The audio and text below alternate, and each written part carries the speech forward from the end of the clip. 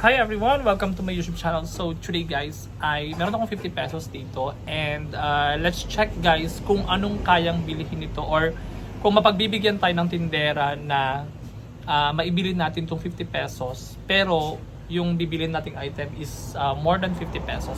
So i-check natin guys kung makukuha natin yung loob ni ate na ibigay yung isang product out of this 50 pesos, pero hindi naman talaga 50 pesos yung price na ibibigay niya.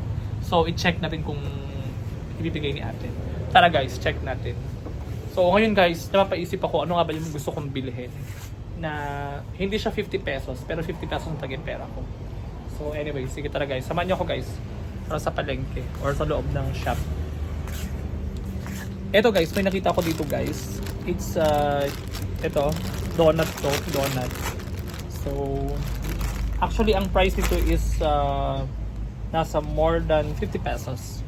So, check natin guys kung pwede nating makuha ito ng 50 pesos. Check lang natin guys. Tao po! Tao po!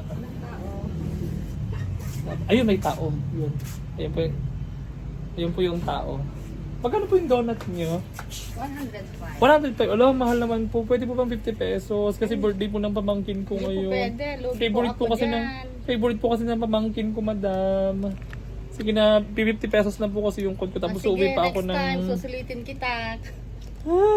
Ano po, pwede po pa ba ibigay niya ng 50 pesos lang? Wow, ang bait naman ni ate. Ang bait niya. Bibigay daw niya sa akin yung worth 100 pesos. Thank you, ate. Oh my God, God bless you, ate. Tara na guys, binigay niya ng 50 pesos guys. Yung worth 100 pesos donut guys. So anyway, yun. Saludo ako kay ate guys sa pagbibigay niya sa akin ng... Magpapasaya sa akin.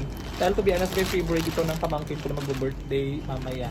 So wala akong pera. Gusto ko siyang pasahin pero wala akong pera. Kaya tinanay ko yung kabaitan ni ate kung ibibigay niya ba ito ng 50 pesos lang, which is 100 pesos dapat. So anyway, kung sino ka man ate, saludo ako sa'yo. Meron kang gift sa akin.